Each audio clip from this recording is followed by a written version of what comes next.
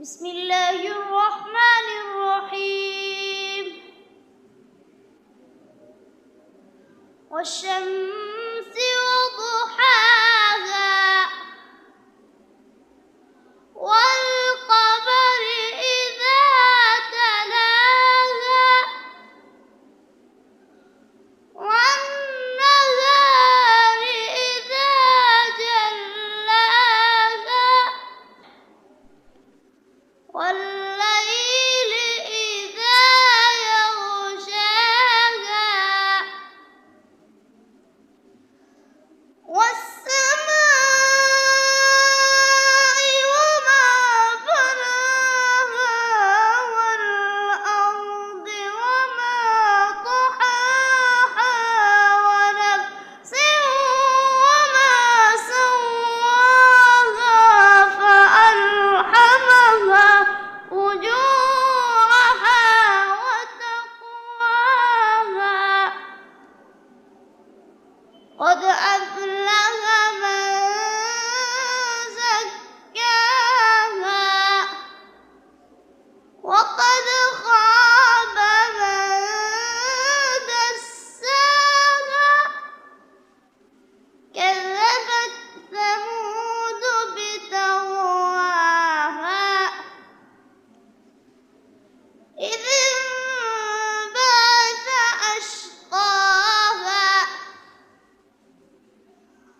فقال لهم رسول الله ناقة الله وسقياها صدق الله العظيم. إن الحمد لله نحمده ونستعينه ونستغفره ونعوذ بالله من شرور أنفسنا ومن سيئات أعمالنا من يهده الله فلا مضل له ومن يضلل فلا هادي له واشهد أن لا إله إلا الله وحده لا شريك له واشهد أن محمدا عبده ورسوله أما بعد فأعوذ بالله من الشيطان الرجيم بسم الله الرحمن الرحيم الحمد لله رب العالمين الرحمن الرحيم مالك يوم الدين إياك نعبد و إياك نستعين. برادران و خواهران گرامی، الحمدلله احسان الله تبارک و تعالی است که ما و شما در این ماه مبارک رمضان برای درس کتاب الله تبارک و تعالی جمع شدیم. از همه اولتر ما در مورد از اینکه چرا ما ترجمه های قرآن کریم خصوصا در ماه مبارک رمضان بر راه میندازیم. یکی از جمله عوامل اینمی برای انداختن ترجمه های قرآن کریم است که مردم ما همیشه بیچاره مظلوم واقع شده، همیشه از کتاب الله تبارک و تعالی زندگی دور داشته، فاصله در بین کتاب الله و در بین مردم ما واقع شده. دشمنان هم همیشه در طول تاریخ تلاش و کوشش ازیره کرده که مردم مسلمان از این کتاب حیات بخشش همیشه دور داشته باشه. از همین خاطر وسایل جدید به میان میاد، به خاطر از اینکه مردم مصروف اینمی وسایل باشه و به کتاب الله تبارک و تعالی رجوع نکنه. البته برای از اینکه فاصله امرای کتاب الله تبارک و تعالی و بین مؤمنا چی عوامل داره؟ عوامل خیلی گوناگون است. اکثر مردمای ما بیچاره زمینه برشان مساعد نیست. علمایی که یقینا کتاب الله تبارک و تعالی را خدمت کنه، مسائل بیان کنه، موجود نیست. در بعضی جاها اگر موجود است زمینه مساعد نیست که با هم جمع شوند.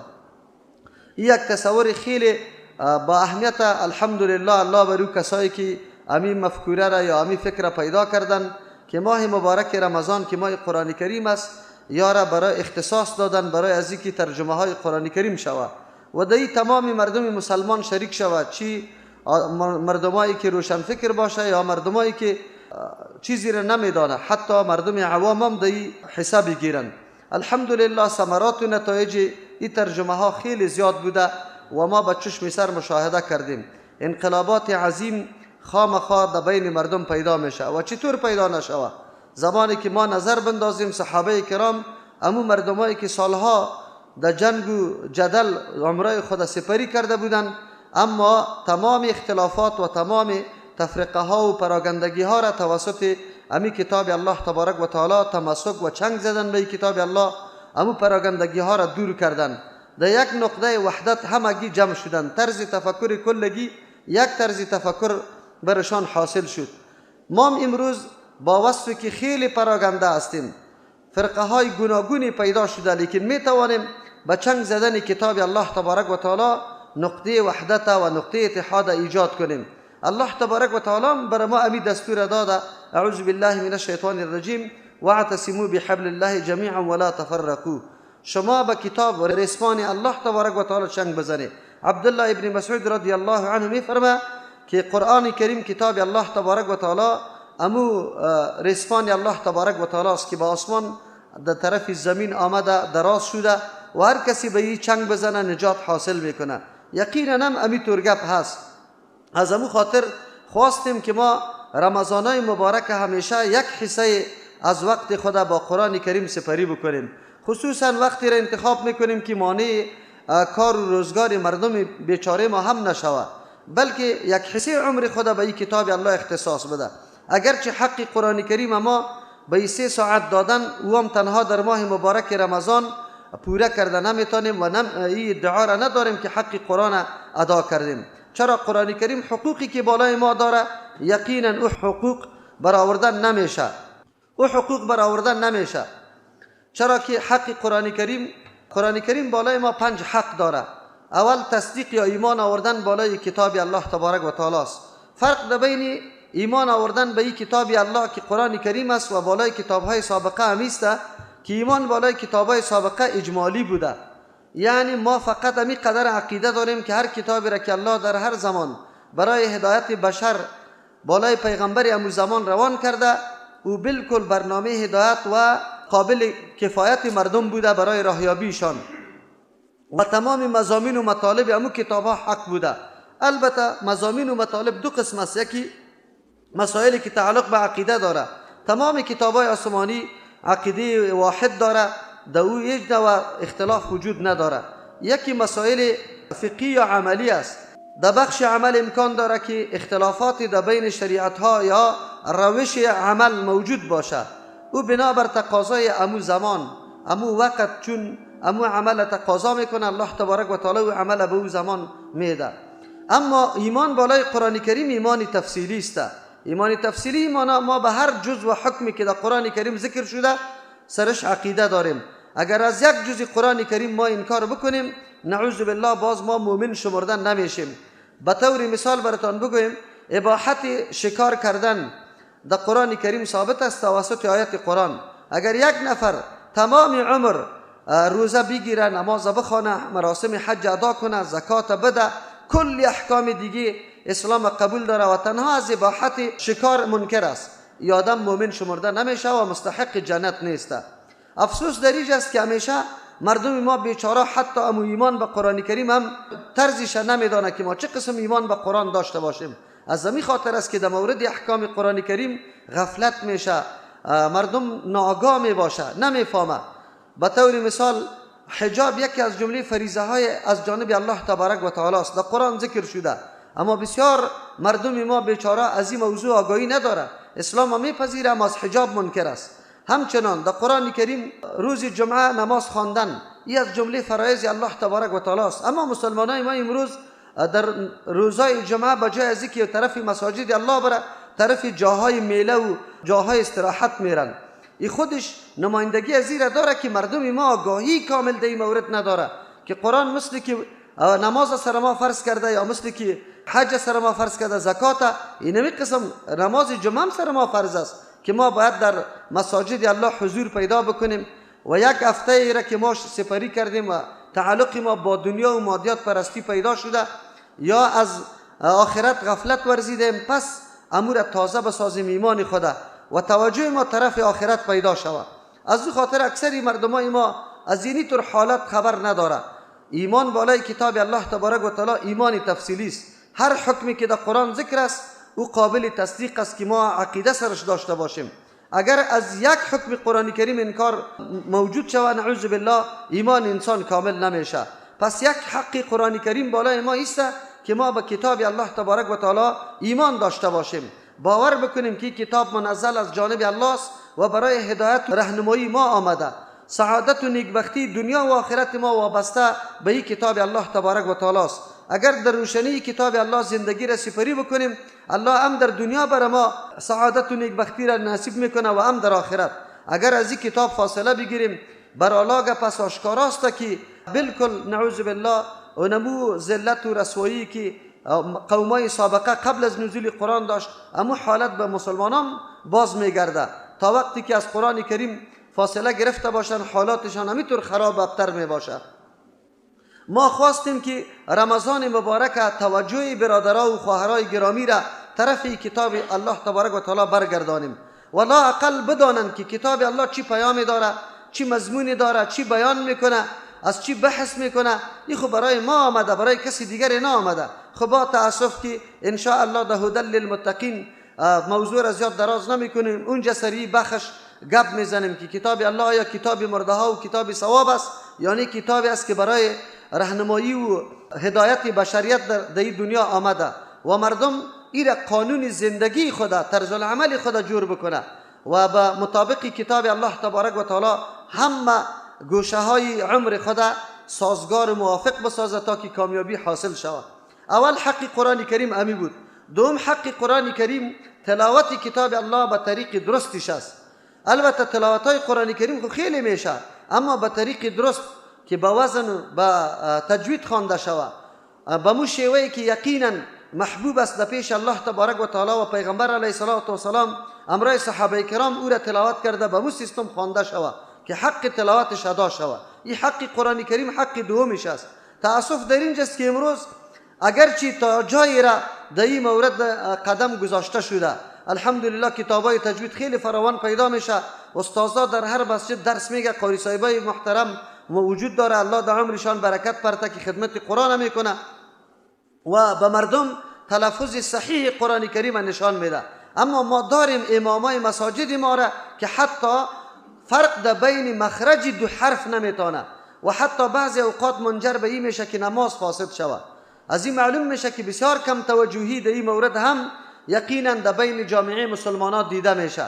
یعنی برای تلاوت درست قرآن کریم اهتمام نمیشه، برای عنایت توجه نمیشه و مردم قدر زیاد این را مهم نمیدانه. این دوم حق است، لیکن مردم بازم غفلت داره. الله تبارک و تعالی توفیق بده کافه مسلمان ها را که یا بتوانند یقینا حق دوم قرآن کریم هم ادا بکنه. حق سوم قرآن کریم فهم معانی قرآن کریم است، یعنی مطالب و مقاصدی که الله در این کتاب برای ما بیان کرده او را ما بدانیم. دانستن اینمی مطالب قرآن کریم دو قسم است. یکی دانستنش به طریق تفسیر است که مسائل از او استنباط شود، کشیده شود. این وظیفه او علما و مجتهدین است که یک مدت عمر خود سپری میکنه در خدمت قرآن کریم. الله در تمام مفسرین کرامی که در خدمت قرآن کریم عمر خود صرف کرده، مصرف کرده، الله برایشان اجر عظیم نصیب بکنه. یقینا خدمات بزرگی را برای کتاب الله تبارک و تعالی انجام داده و چون این کتاب حیثیت یک بحر داره، هر مفسر به قطره از این بحر قطع خود ورداشته و خدمت قرآن کرده در یک گوشش. یقینا که کتاب الله تبارک و تعالی که هر قدر در تدبر و تفکر شود برای ما علوم جدیدی را، فصل جدیدی را برای ما باز میکنه. یقینا انسان بخی تعجب میکنه. اگر به یک گوشه قرآن کریم انسان سفر میکنه، حرکت میکنه، میبینی که به مو یک گوشه علومش در انتها نمیرسه، انسان بخی حیران میمانه. خب باز هم در این راستا مفسرین کرام مختلف گام ها را گذاشته، کسی از یک بخشش، کسی از بخش دیگهش برای ما و شما تفسیر کرده، ترجمه و معنایش شرحش برای ما بیان کرده که سبب هدایت ما میشه. دوم قسم ترجمه و تفسیر قرآن کریم ای را میگه که ما به یک عالم بشینیم و بشنویم که لا اقل آشنایی ما با این کتاب پیدا شود که کتاب چی پیامی داره، برای انسانیت چی راهنمایی های داره. اما اینمی مرتبه دوم ما و شما تلاش داریم که همیشه قطعی قرآن کریم رابطه داشته باشیم و از آیات حیات بخشی قرآن کریم استفاده عظیمه بکنیم. از او خاطر ما ماه مبارک رمضان و همچنان در زمستان یک دوره تفسیر داریم. اگرچه کفایت نمیکنه برای فهم مطالب و مقاصد عمومی قرآن کریم، لیکن الحمدلله بی نتیجه و بی ثمره هم نیسته. فضل الله سبحانه و تعالی است.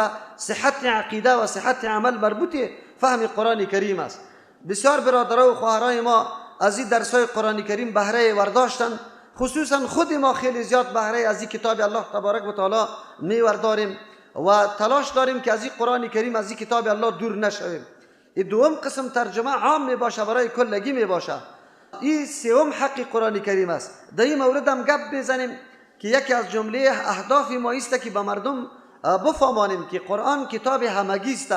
تنها کتاب ملا صاحب نیست که ملا صاحب بخونه در حجره و در مسجد و دیگه کس امرای این کتاب سر و کار نداشته باشه.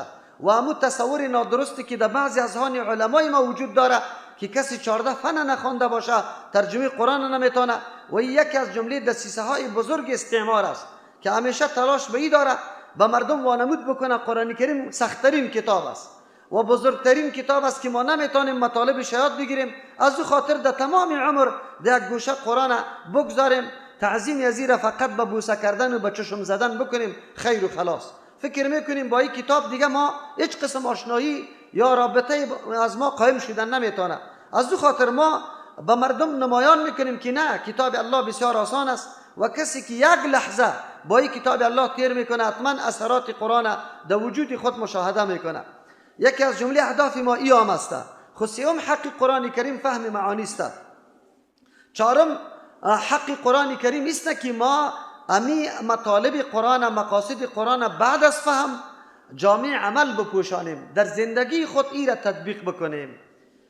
وقتی ما در زندگی خود ای را تطبیق بکنیم این حق قرآن کریم است. تاسف در اینجاست که ما مطالب قرآن اثر یاد نداریم، معلومات بر ما نیست.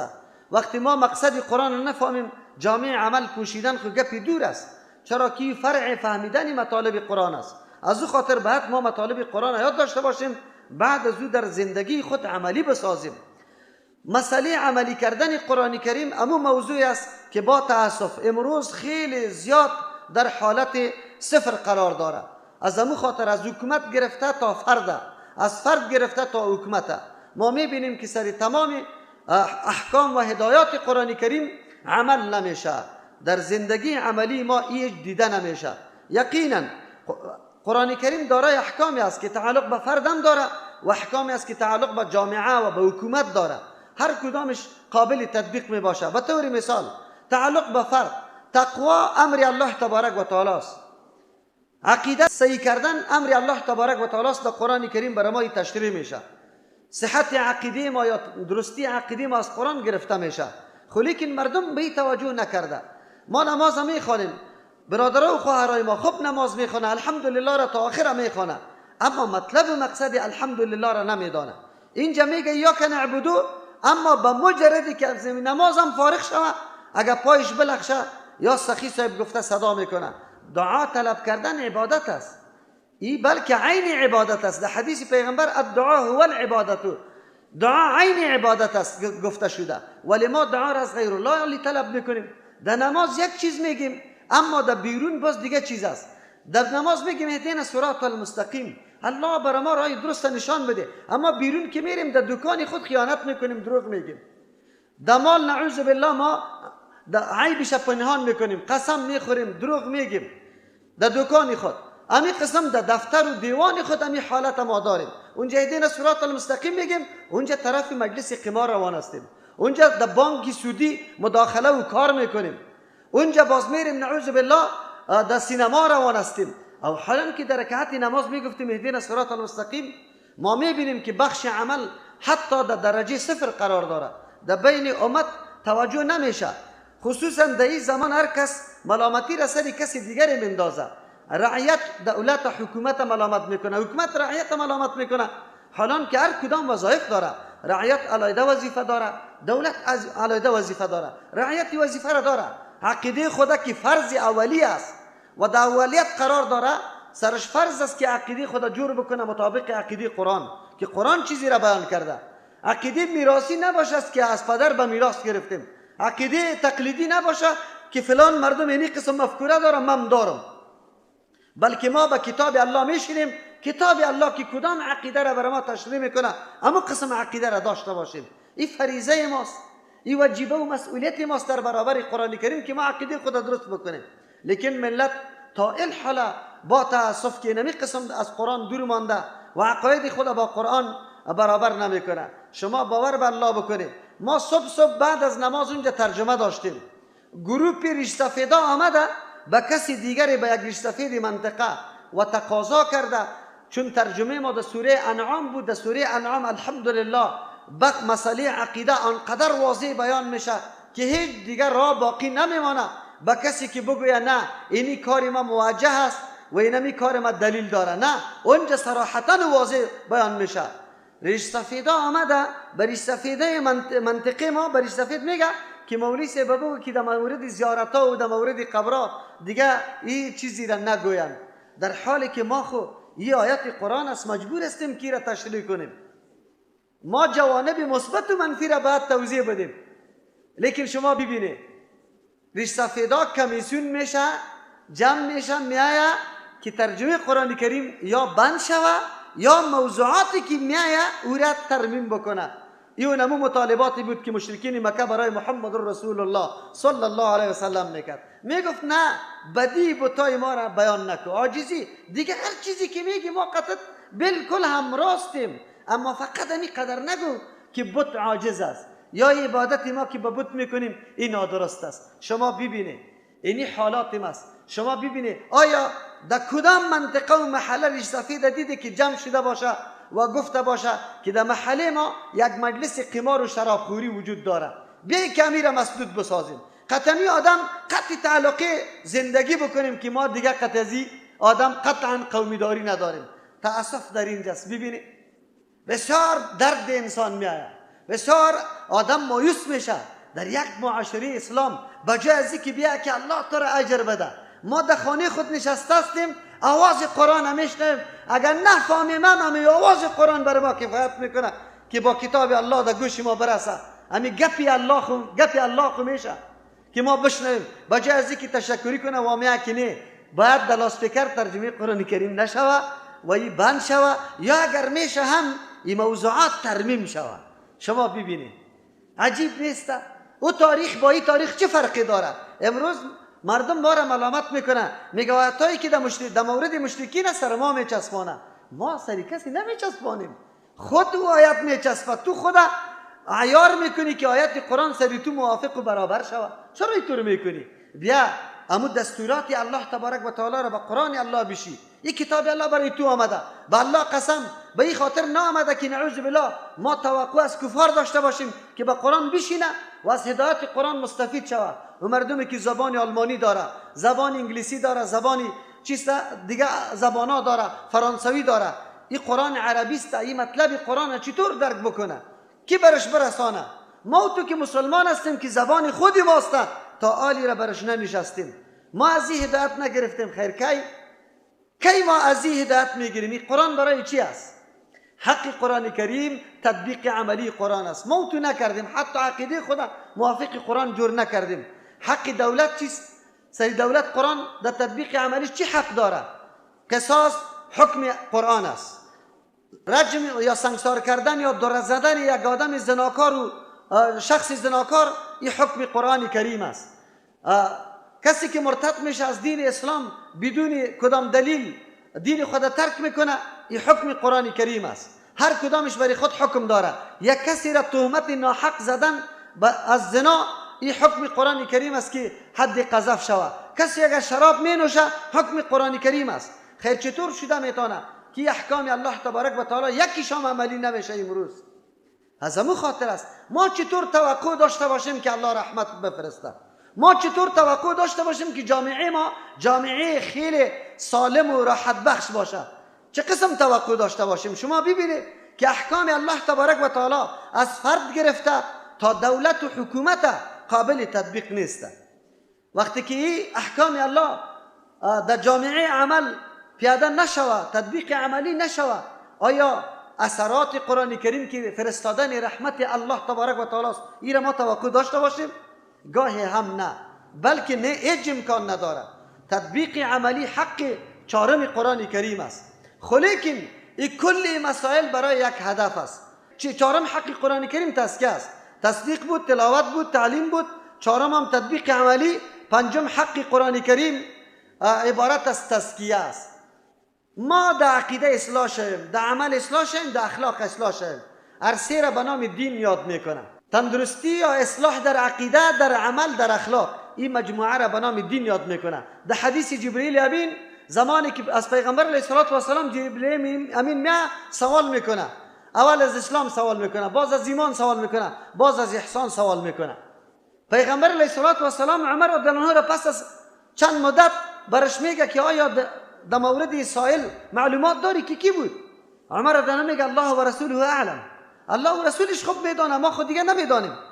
پیغمبر علیه السلام میگه که این شخصی بود که شما را تعلیم دین میداد. درسی که درس دین است، شیرین و دلنشین است. درسی که درس دین است، شیرین و دلنشین است.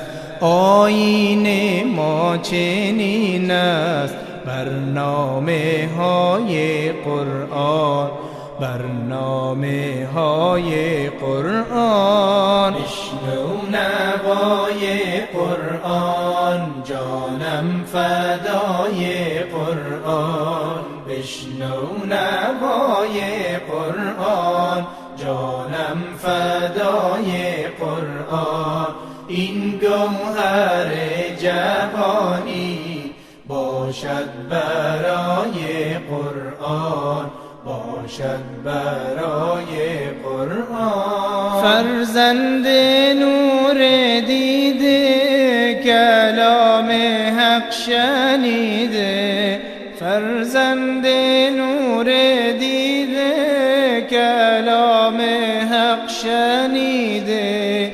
جان و جهان خریده از درس های قرآن، از درس های قرآن. بشنو نوای قرآن، جانم فدای قرآن. بشنو نوای قرآن، جانم فدای قرآن. این گوهر جوانی باشد برای قرآن.